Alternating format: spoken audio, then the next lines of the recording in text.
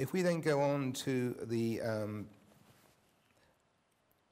yearly review, so every year we then got to basically check through the book, make sure we're happy with the options, make sure there's been no issues, and go from there.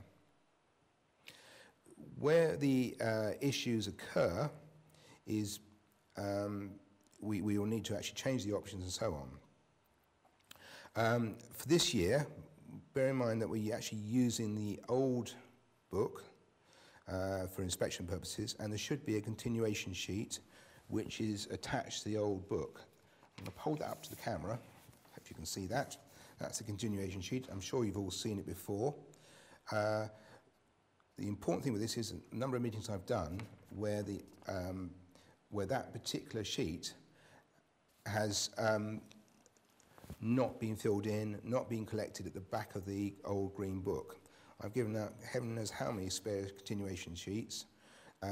Do bear in mind that should a farmer have an inspection, that continuation sheet is key to the inspection for this year. It needs to be completed in the back of the old book.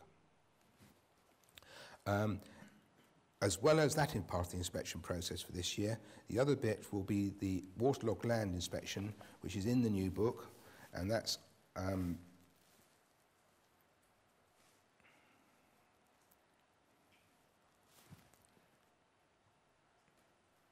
I'll just get up on the screen, is basically what I would suggest is we ought to classify as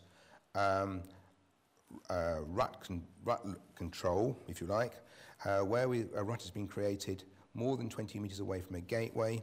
It should be identified and recorded as such within the book.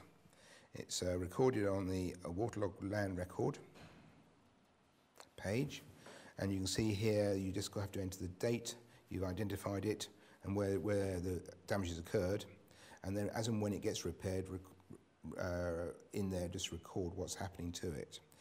The important thing here is that it really needs to be identified.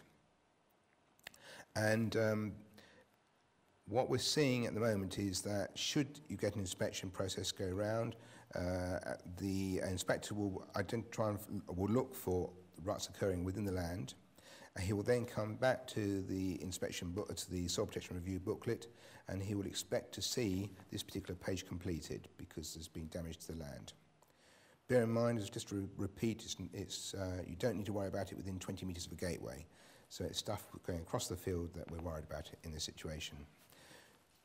People do ask about tram lines and ruts, and I would say, generally speaking, that it would have to be severe. So something such as, a tram line where it's gone to axle deep or something like that would probably be what I'd be worried about in this situation. Finally, on the back of the book, if those got the book with you, we have the buffer strips. And this is strongly recommended to be completed, and really is a page about it. Now this particular page is really a reference page which should be done at the back of the book, and really what we're doing here is want to just tick one or two boxes to show what's happening. What's important with this is really it's a part of, again, the Campaign for Farm Environment situation where we want to show that this is actually being done by most farmers, and so this particular page, if we can complete, would be good. So just to summarise then, the previous SPR's got to be completed, as we said, and the blue sheet's got to be with that. From this year onwards then, by December the 31st this coming year, the new soil protection review needs to be completed. Bear in mind it's got to be done for every field within the, and every field's got to be identified for soil type. The reference number's got to be written down within that table. If you haven't got enough sheets, sorry, just before, if you haven't got enough sheets for the actual, in the book, then the suggestion is just literally print off all the individual fields and just append it to the 2010 situation. For the blue continuation sheet, so just to come back to that, I've forgotten to mention that the best place to find that if you've lost it is to just print it off the DEFRA website. If you go into So the RPA sorry, not the DEFRA website, but the RPA website, look and dial up the sub-objection review and go dial up the 2010 continuation sheet.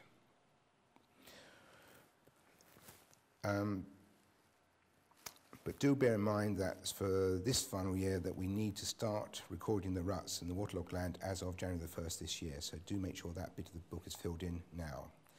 The rest of the book I would recommend you do fill in by harvest this year, because a lot of the options you're going to choose will be cultivation options which will probably take in place this autumn. And so it's worth just making sure you do this in a spare minute between now and harvest time. Right, I think that's me finished. I've got a couple of questions here, just to make sure we've got those. Does every field need to be included in the review?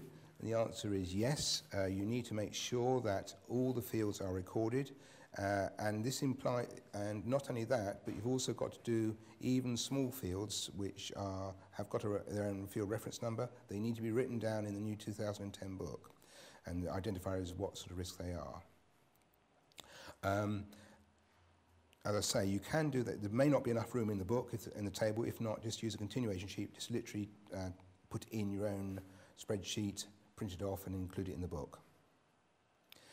The continuation sheets really are just relate to the sub-objection review. If you want to, and you want to do it all by line, you can actually go onto the RPA website and actually get download an Excel spreadsheet and use that